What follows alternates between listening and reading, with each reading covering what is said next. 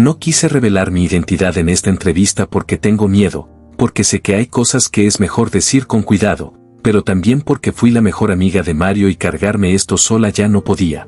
Cuando lo vi tendido en el suelo, inmóvil, sentí que el grito se me quedaba atorado en el pecho, no salió, me partió por dentro.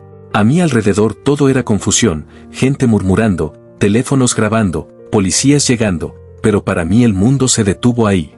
Yo no veía a Mario como la figura pública ni como el nombre que todos repetían, lo veía como el amigo que conocía sus luces y también sus sombras. Y sí, lo digo ahora aunque duela, yo sabía que él estaba en malos pasos. Se lo advertí más de una vez, le dije que se estaba metiendo en algo peligroso, que no todo era lo que parecía, que había decisiones que podían costarle caro. Él escuchaba, asentía, prometía cuidarse, pero algo ya lo estaba arrastrando. Cuando levantaron su cuerpo, busqué consuelo en quienes estaban cerca y noté algo que me perturbó aún más, había silencios demasiado pesados, miradas que evitaban cruzarse, una calma extraña donde solo debía haber llanto. Nadie respondía preguntas, nadie explicaba nada. Mientras los rumores empezaban a correr, entendí que no solo estábamos perdiendo a Mario, sino que algo oscuro acababa de empezar. Se hablaba en voz baja de conflictos, de una mujer, de situaciones que no encajaban con la imagen que muchos tenían de él, y yo escuchaba, callaba, apretaba los puños, tratando de aferrarme a los recuerdos buenos. A las risas, a las charlas interminables. Pero todo se vino abajo en un segundo. Cuando un agente murmuró que la esposa ya había sido informada, sentí que una grieta se abría definitivamente. Ahí comprendí que la verdad iba a doler más que su ausencia, y que quizá nunca se diría completa. Hasta ese momento yo no había querido pensar en su madre, lo evité todo lo que pude, pero el eco de esa frase empezó a mezclarse con los rumores que ya incendiaban las redes, palabras sueltas, repetidas hasta el cansancio. Celos, amenazas, crimen pasional. Cuando el lugar quedó vacío, la casa se volvió irrespirable, había miradas incómodas, teléfonos vibrando sin parar, un silencio espeso que pesaba más que cualquier grito. Sin darse cuenta empecé a leer lo que circulaba y sentí que el aire me faltaba, cada comentario deformaba recuerdos que yo misma había presenciado, discusiones sin cerrar, silencios largos. Lágrimas que nunca tuvieron explicación. Con el corazón acelerado fui a buscarla. La encontré sola, quieta, como si ya no le quedaran fuerzas ni para llorar. Le hablé con la voz rota, le dije que necesitaba entender qué estaba pasando. El silencio entre nosotras fue cruel. Cuando finalmente pregunté si ella sabía algo de la muerte de Mario, no hubo consuelo, hubo molestia, una reacción defensiva cargada de dolor y rabia. Negó haber hecho nada, pero después dejó caer frases que me helaron, que él se había metido donde no debía, que había mujeres, advertencias ignoradas, problemas que desde fuera nadie veía. Di un paso atrás, confundida, sintiendo que no solo había perdido a mi mejor amigo, sino también la certeza de quiénes eran realmente las personas que lo rodeaban. El estómago se me cerró, como si algo invisible apretara desde dentro, sin saber si lo que escuchaba era una verdad incompleta o una forma desesperada de proteger a alguien más. No respondí. Me quedé mirándola, intentando descifrar si esas palabras escondían culpa o resentimiento, y entendí que nada volvería a ser simple. Esa noche no dormí. El silencio de la casa hacía más ruido que cualquier sirena, y asumí con terror que la muerte de Mario no solo había abierto un expediente policial, sino una grieta profunda dentro de su propia familia. La imagen no me soltaba, el tendido, el caos, los rostros alterados, repitiéndose como una pesadilla despierta. Pensé en Mario como siempre lo hice, como mi amigo, como el futbolista apasionado, el hombre lleno de sueños, y ese contraste dolía todavía más. Pasadas las 3 de la madrugada, mi teléfono vibró. Un número desconocido insistió hasta que atendí. Del otro lado, una voz masculina habló en tono bajo, casi temeroso: no diga mi nombre, solo escuche, usted tiene derecho a saber. Sentí cómo se me aceleraba el pulso cuando dijo que conocía a Mario y que estaba seguro de que nada de eso había sido una coincidencia. Antes de que pudiera preguntar algo más, la llamada se cortó. Minutos después llegó un mensaje breve, seco, imposible de ignorar: no fue un accidente, él estaba señalado. Leí esas palabras una y otra vez hasta que amaneció. Cuando salió el primer rayo de sol fui a ver a su abuela. La encontré caminando de un lado a otro, nerviosa, con los ojos cansados, como si llevara días sin dormir. Le conté lo de la llamada y su reacción me desarmó por completo. Se quedó quieta, pálida, y terminó confesando que a ella también la habían contactado. Personas distintas, mensajes confusos, nombres que no se atrevía a repetir, pero todo parecía apuntar hacia el mismo sitio. La miré con el pulso acelerado y le pregunté lo único que ya no podía guardarme, ¿hacia dónde? Dudó antes de responder, y ese silencio dijo más que cualquier palabra. Cuando murmuró que todo señalaba a alguien muy cercano, sentí un frío recorrerme la espalda, mientras afuera la policía seguía con sus rutinas como si nada. Ese día entendí que, sin decirlo abiertamente, la familia había empezado su propia búsqueda, una investigación silenciosa donde nadie confiaba del todo en nadie. Yo también empecé a ordenar recuerdos, las discusiones recientes, el cambio evidente en ella desde que supo de la relación oculta de Mario, su forma de cerrarse, de apagarse por dentro. Volvieron escenas que antes no supe leer, verla llorar sola de madrugada, repetir que ya no podía seguir así, decir una frase que entonces no entendí y que ahora me perseguía sin descanso: algún día todo esto se va a acabar. Mientras tanto, las redes ardían sin control. Páginas, comentaristas y supuestos expertos lanzaban preguntas venenosas sin señalar directamente a nadie. Yo lo veía todo y cada palabra me golpeaba, mezclando el dolor con una rabia difícil de manejar. Pensaba en Mario, en el amigo al que admiraba, en el futbolista que fue, en sus sueños, y esa imagen chocaba con el daño que había quedado atrás. La ira crecía contra quienes lo habían matado, contra la mujer que se había metido en su vida y, aunque me costara admitirlo, también contra él por haber provocado tanto dolor. Incluso apareció un enojo silencioso, casi culpable, que empezó a apuntar hacia su propia familia. Esa tarde decidí enfrentarla otra vez. La encontré en la cocina, moviendo una taza de café que no bebía. Le dije que había cosas que no encajaban. Me preguntó cuáles sin mirarme. Le hablé de las llamadas, de las advertencias, de cómo parecía que sabían demasiado sobre Mario. Cuando se giró lentamente y me preguntó si la estaba acusando, le respondí que no, que solo necesitaba entender. El silencio se volvió insoportable hasta que, por fin, dijo una frase que me dejó sin aliento: yo sabía que esto podía pasar algún día. Aseguró que nunca imaginó un final así, pero que siempre supo que el caos en el que vivía Mario acabaría pasándole factura. Confesó, con un cansancio antiguo, que había intentado irse muchas veces, que él siempre volvía prometiendo cambiar, hasta que apareció esa mujer y todo se rompió definitivamente. Habló con dureza, como si esa relación no solo hubiera destruido su matrimonio, sino que hubiera puesto a todos en peligro, y dejó caer una pregunta que todavía me eriza la piel, insinuando que quizá yo tampoco conocía a Mario tanto como creía. Sentí un nudo en la garganta y le pregunté, casi sin aire, si por culpa de Mario había tenido contacto con gente peligrosa. Negó despacio, pero añadió algo que me dejó paralizada: él sí lo había hecho. Esa frase me obligó a mirar una posibilidad que no había querido aceptar, que su muerte no tuviera que ver solo con celos, sino con cosas más oscuras, deudas, favores, secretos que pesaban demasiado.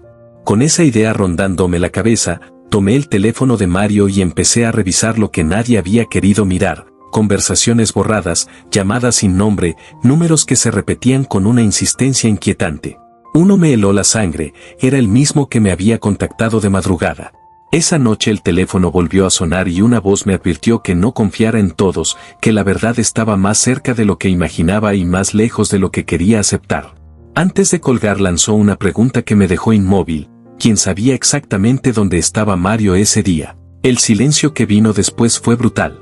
Solo unas pocas personas conocían ese dato, y entre ellas había alguien demasiado cercano.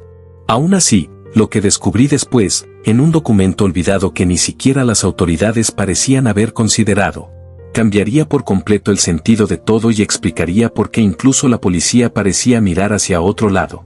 No se lo conté a nadie. Guardé el móvil de Mario como si pudiera explotar en cualquier momento, mientras cada rastro borrado y cada número repetido abrían una grieta más en la versión oficial. Afuera decían que la investigación seguía su curso, la prensa hablaba de ajustes de cuentas sin pruebas y en redes ya había un culpable elegido, aunque nadie supiera realmente a quién estaban señalando. Yo sentía que la verdad no estaba en los titulares, sino en los silencios, en lo que nadie se atrevía a decir en voz alta. A la mañana siguiente me llegó un mensaje de una mujer que no conocía. Decía que había sido amiga de Mario años atrás y que, si quería entender lo ocurrido, buscara un expediente del juzgado. Un caso que oficialmente se dio por cerrado pero que en realidad nunca lo estuvo. No firmó con su nombre ni dio más detalles, y esa frase se me quedó girando en la cabeza como una advertencia. Con la ayuda de un pariente lejano que trabajaba en el área legal logré revisar documentos antiguos relacionados con Mario. A simple vista no había nada ilegal, nada que explicara lo que había pasado, pero ciertos datos inquietaban: una denuncia por amenazas archivada sin explicación, un conflicto personal que nunca llegó a juicio y un nombre que aparecía una y otra vez, no ligado directamente a él, sino a la mujer con la que mantenía aquella relación oculta. Ese nombre empezó a perseguirme. Los registros hablaban de problemas previos, discusiones intensas, vínculos rotos, hombres enfrentados por celos. Todo quedaba en versiones ajenas, pero el patrón era demasiado claro para ignorarlo. Entonces una idea me atravesó de golpe y me dejó helada: ¿y si Mario nunca fue el objetivo real? Mientras esa pregunta me consumía, su madre vivía atrapada en noches interminables, despertándose sobresaltada, reviviendo una y otra vez la imagen de Mario herido. Me confesó que no la dejaban en paz, que recibía llamadas y mensajes pidiéndole que desconfiara, que tuviera cuidado. Cuando le pregunté quiénes eran, me dijo que personas que aseguraban haber visto cosas, que hablaban de alguien que había dado la orden. Insistí en saber más y, tras dudarlo, soltó una frase que todavía me eriza la piel: no todo es como parece y el odio no siempre viene de donde uno espera. Ese día volví a hablar con ella, sin fuerzas para discutir, sin enojo, solo agotada de cargar preguntas que nadie respondía. Le pedí que me hablara con la verdad, no como esposa herida, sino como madre de Mario, y me sostuvo la mirada como si ya supiera hasta dónde iba a llegar. Me preguntó qué quería saber, si en el fondo ya desconfiaba, y cuando por fin hablé le confesé que dudaba de todo y de todos, de quienes lo rodearon, de las decisiones que tomó, de las medias verdades que quedaron flotando, incluso de mí por no haber visto antes lo que pasaba. Bajó la cabeza y murmuró algo que me dejó vacía, que a veces se culpaba por no haberlo frenado a tiempo. Ese mismo día empezó a circular un nuevo video en redes, un supuesto testigo anónimo, con el rostro oculto, asegurando haber visto a Mario horas antes de morir, nervioso, mirando a todos lados, como esperando a alguien que nunca apareció. Las reacciones explotaron: unos señalaban a la mujer con la que estaba, otros a su familia, otros hablaban de cuentas pendientes del pasado. Entre miles de comentarios hubo uno que me golpeó más que todos: el que más llora es el que más sabe. No supe quién lo escribió, pero sentí que iba directo al corazón de todo esto. Esa noche volvió a sonar el teléfono. La misma voz me preguntó si había encontrado el archivo y, cuando le dije que sí, respondió que entonces ya entendía que todo venía de mucho antes. Le pregunté quién había dado la orden y me dijo que eso tenía que descubrirlo yo, advirtiéndome que hay verdades que protegen y otras que destruyen hogares enteros. Con la voz quebrada confesé que temía que alguien muy cercano estuviera involucrado. Hubo una pausa larga antes de escuchar la respuesta: no de la manera que imaginas, pero tampoco es tan ajeno como quisieras. La llamada se cortó y me quedé sola, sin saber a quién proteger, en quién creer ni si seguir adelante significaba perderlo todo.